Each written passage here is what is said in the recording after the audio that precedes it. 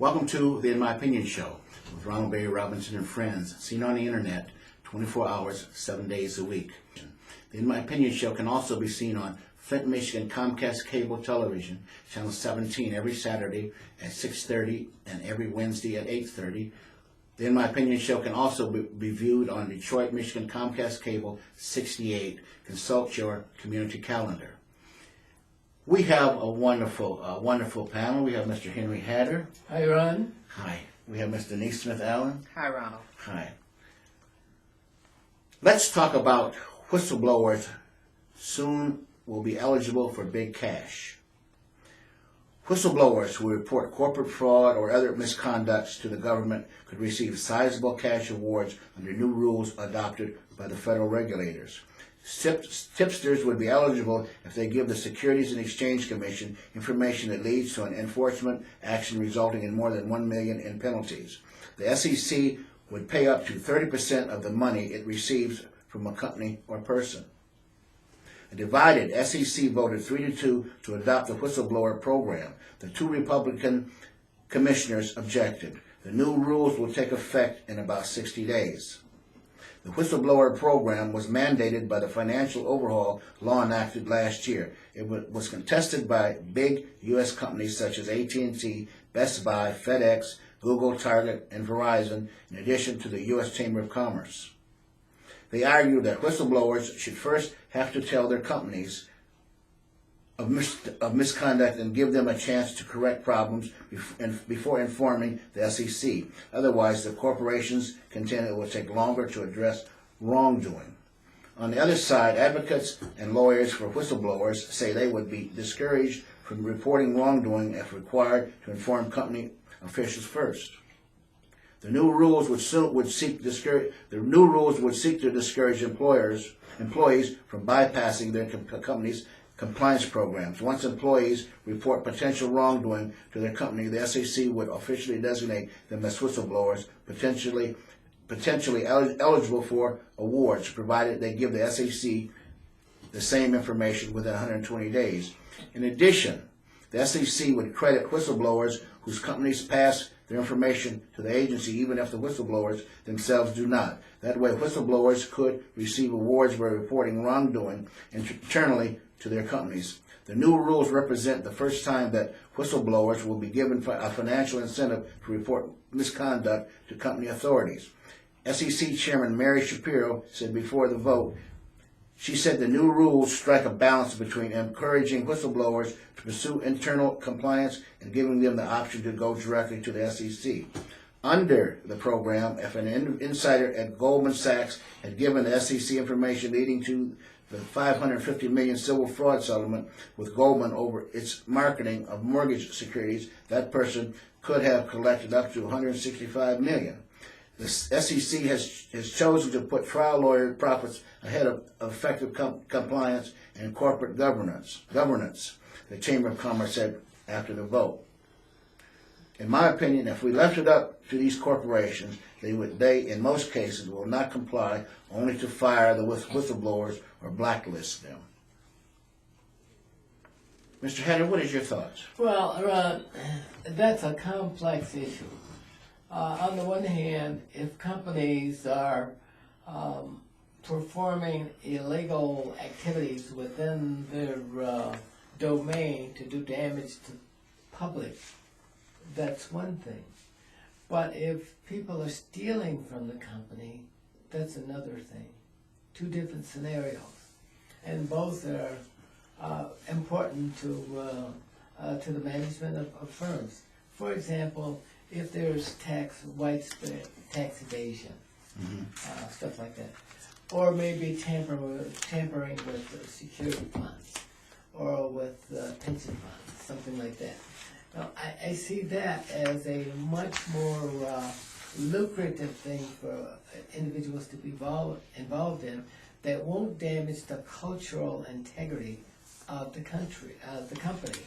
Because I think when you pit employees against each other in a company, steering over the backs of each other, that they create a dysfunctional framework for them to work within.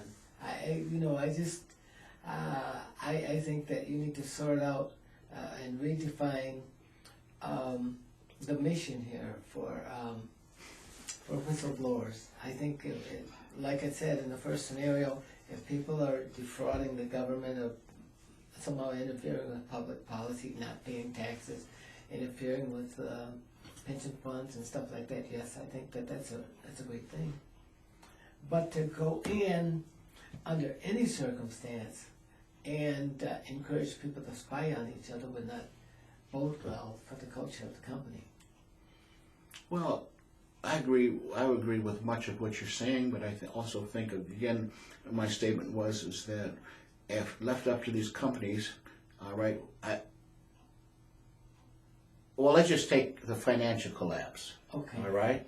Okay.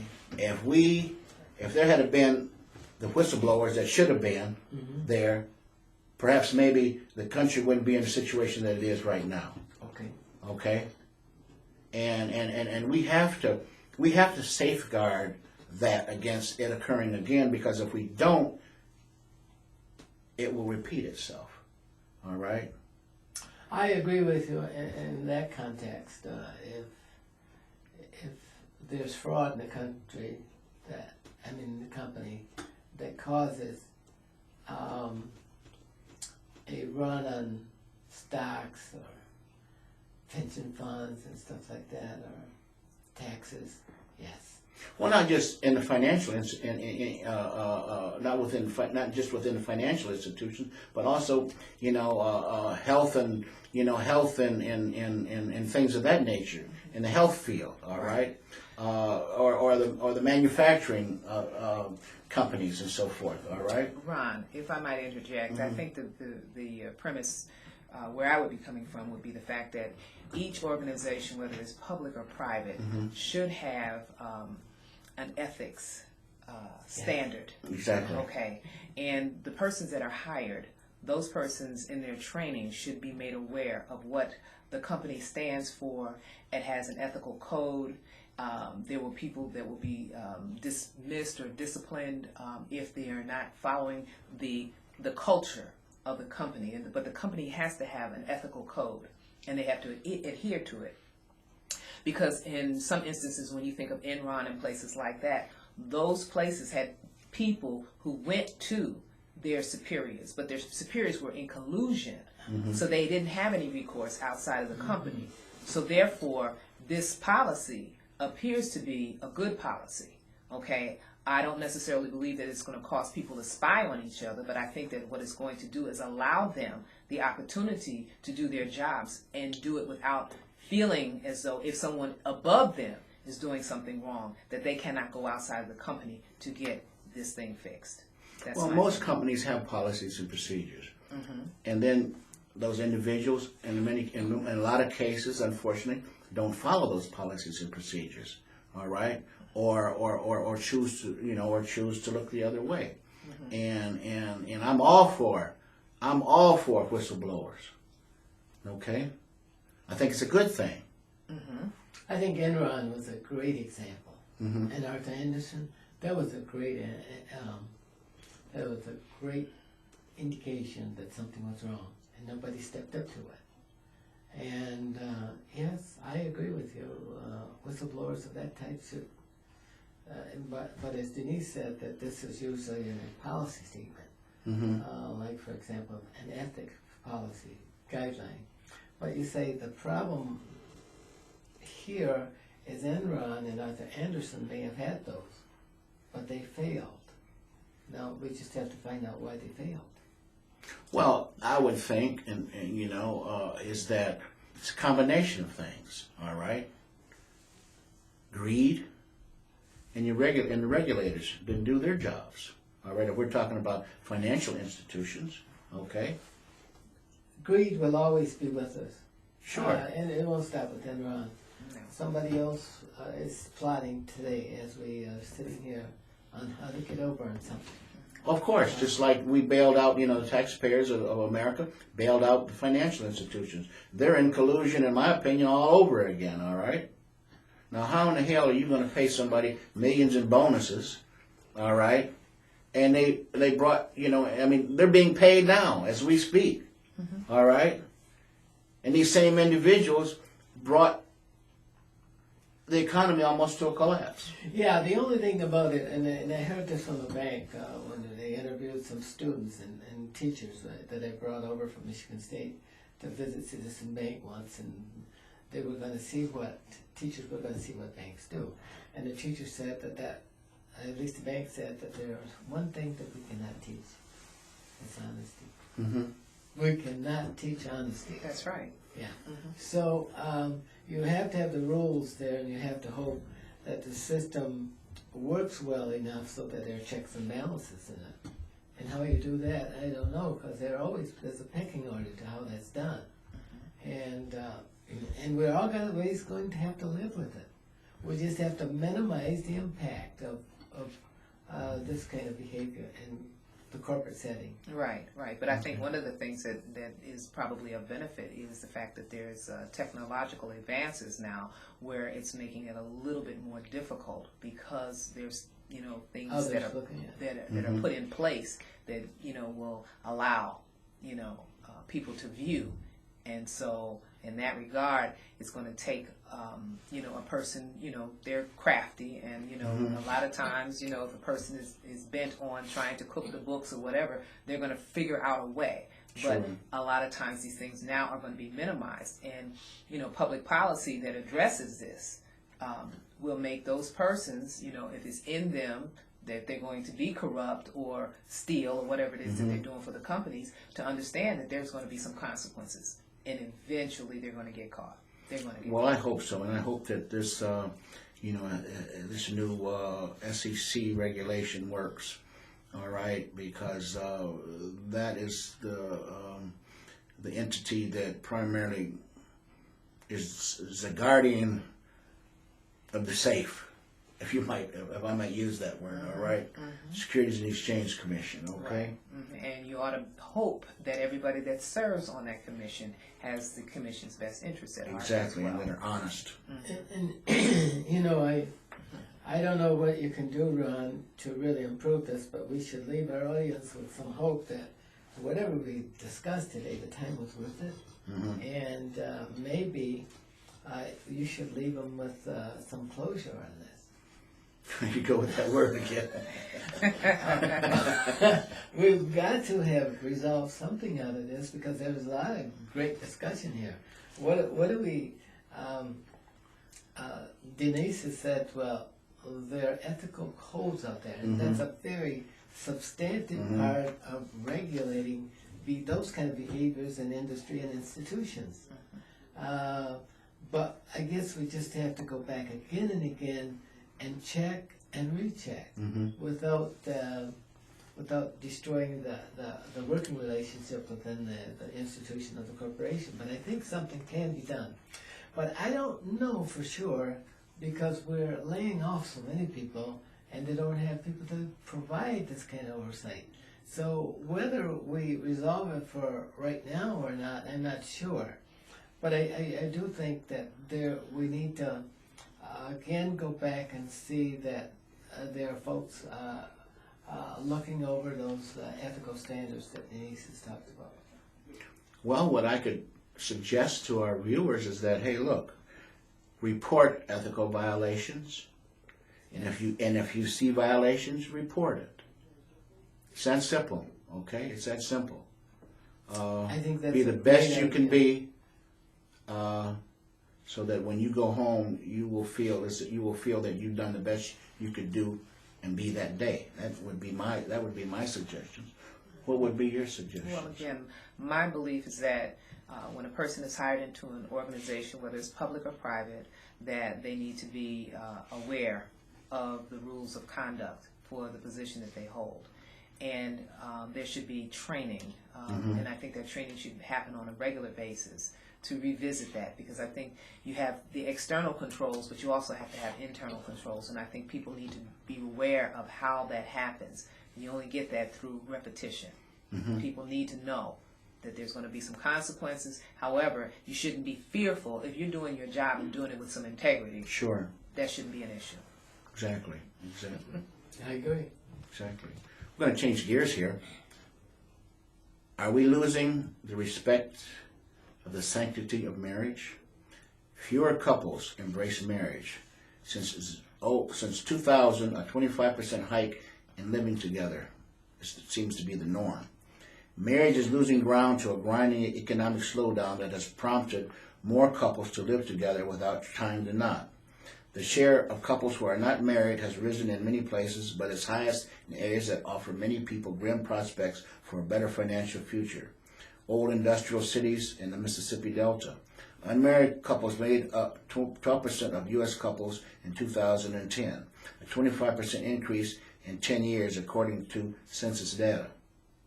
2/3 of the cities with the largest shares of unmarried couples were in the Northeast and Midwest, up from about half a decade earlier. In Camden, New Jersey, 35% of couples are not married, up from 28% in 2000, and the highest of any city with at least 50,000 people. Other cities where more couples are choosing not to marry: Rochester, New York, 33%, up from 26%. Flint, Michigan, 29%, up from 21%. Cleveland, 27%, up from 20%. Are we looking at a decay here? That's an interesting question, and it's one that probably won't... A moral decay. Yeah, we won't have resolution to that question during this broadcast, but I can say this, that there are some people who have decided that they will have roommates, either of the opposite sex or the same sex, and it's like having a friend with benefits, okay? They're not ready to make the big C word, which is commitment, okay? So they can do what they want to do, and they basically are somehow maybe splitting some expenses, if you will, and maybe somebody's footing the whole bill, you know, just depending on those circumstances. Are you saying you can't have a commitment if you're living together? I believe that if the person is truly committed to that individual, they should not be afraid of marriage. And in my opinion, there are a lot of people who are afraid, because I have this conversation quite frequently with the people that I deal with, you know, in the work that I do. Mm-hmm. And when you start talking about marriage, the first thing they say, yeah, but, and then they start itemizing these various things that prevent them. However, they may have been with this person for a number of years, may even have children with them. Mm-hmm. Okay, so you're doing everything else, but you're not doing this. Now, why is that? And so as we delve into the questioning, it becomes really apparent to me and the people that I've spoken with that it's a fear factor. Okay, and there's something going on with that. And so I think that those of us who have had successful marriages, need to probably help those persons understand that in relationships, whether you're married or not, quite frankly, you have highs and lows. Okay, but the marriage is a contract. It's a contract, and so you have to be willing and able to commit to, you know, property and everything else. But it's your time, your feelings, and all of those things that go into that. And some people, when you talk to them, it's, like I said, it's my experience. I've talked to them. When they start with the yeah, but, and start talking about the things that that person is not doing, or maybe some of the things that they're not doing, you know, to me, it's fear. Oh, poor Arnold's going to be in trouble here shortly. Who? Arnold Schwarzenegger. Well, my take on If this, it's on paper. on the question of marriage, I think that there is still some fascination with marriage. Mm-hmm. If you take the marriage of Prince Williams, mm-hmm. I think that they had the largest viewers in the world ever had. Was that coronation? Or it wasn't a coronation, but it was the marriage. And everybody that I know of who watched it either were in tears or felt that they were linked to something. This was kind of a marriage made in heaven. Everybody wants that kind of relationship. And I thought that was a great example that does indicate that there's something in marriage. There are children that that come about. Not that they have children yet, but certainly there are a lot of things that come about because of marriage. You feel a greater commitment for your offsprings and stuff like that. And if you don't have that, you will never have a successful marriage. And it's people at this generation, and I noticed you were reading, trying to justify why people don't marry because of economic reason. But that's not a reason for not to marry. Marriage is based upon chemistry and glue and gossamers that hold us together. Things that we can't always explain. And we learn to love and commit our lives to someone that we care about, that we want to be with all the days of our lives.